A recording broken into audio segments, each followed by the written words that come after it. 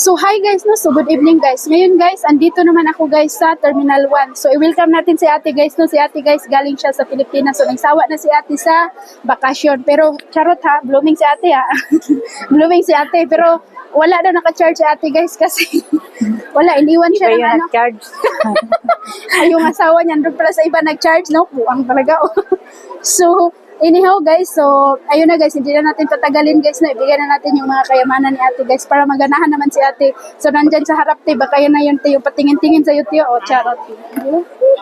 Okay guys, yung laptop ni ate guys, and then of course, yung smartwatch ni ate, at saka yung ano ni ate guys, speaker with my charang. And then, yung cellphone ni ate guys na many, hindi ko na yan i-open, no? At saka guys, yung ano guys, o, diba? Saan yung wallet? Andito na. Ang laki na lalagyan. So, bag to guys na, o, lang. Type ko lang guys, magbigyan sila. Kasi ganito guys, gusto ko yung mga ganito nga bag. Kaso lang, parang hindi ko kiri magdala-dala ba, o charot, diba?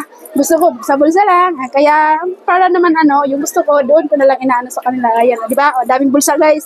Ang ganda dito. Tapos, yung bonus ni ate is nandito na sa salad. Charot! So, si ate guys is mayroon siyang ticket na galing sa amo guys, no? And then mayroong stopover sa UAE. So si ate hindi na siya bumalik sa amo niya dahil ang reason is ilang buwan hinold yung sahod mo te?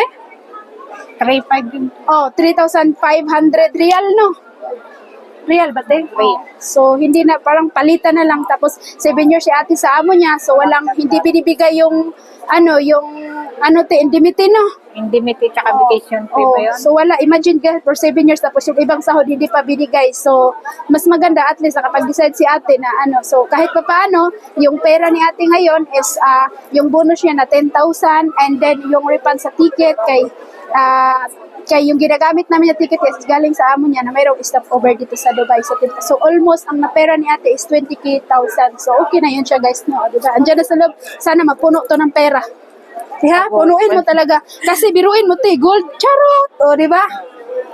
Gold ang ano guys. So yun lang guys, and thank you so much guys. So bye!